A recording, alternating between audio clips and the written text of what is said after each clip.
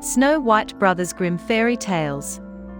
It was the middle of winter, and the snowflakes were falling like feathers from the sky, and a queen sat at her window working, and her embroidery frame was of ebony. And as she worked, gazing at times out on the snow, she pricked her finger, and there fell from it 3 drops of blood on the snow. And when she saw how bright and red it looked, she said to herself, "Oh, that I had a child as white as snow, as red as blood, and as black as the wood of the embroidery frame." Not very long after she had a daughter, with a skin as white as snow, lips as red as blood, and hair as black as ebony, and she was named Snow White.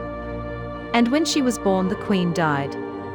After a year had gone by, the king took another wife, a beautiful woman, but proud and overbearing, and she could not bear to be surpassed in beauty by anyone. She had a magic looking glass, and she used to stand before it, and look in it, and say, "Looking glass upon the wall, who is fairest of us all?" And the looking glass would answer, "You are fairest of them all." And she was contented, for she knew that the looking glass spoke the truth. Now, Snow White was growing prettier and prettier, and when she was 7 years old she was as beautiful as the day, far more so than the queen herself.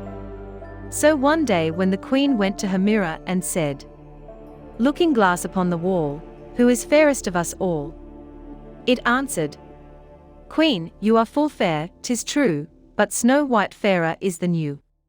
This gave the queen a great shock, and she became yellow and green with envy, and from that hour her heart turned against Snow White, and she hated her. And envy and pride like ill weeds grew in her heart higher every day, until she had no peace day or night.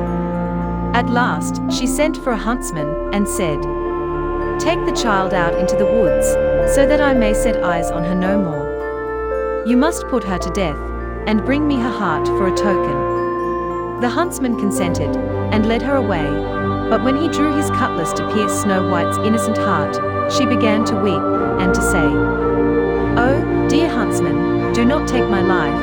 I will go away into the wild wood, and never come home again."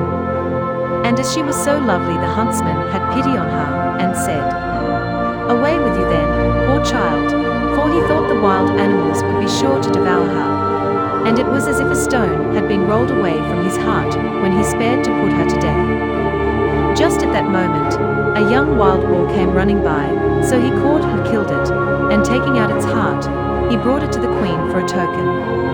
And it was salted and cooked, and the wicked woman ate it up, thinking that there was an end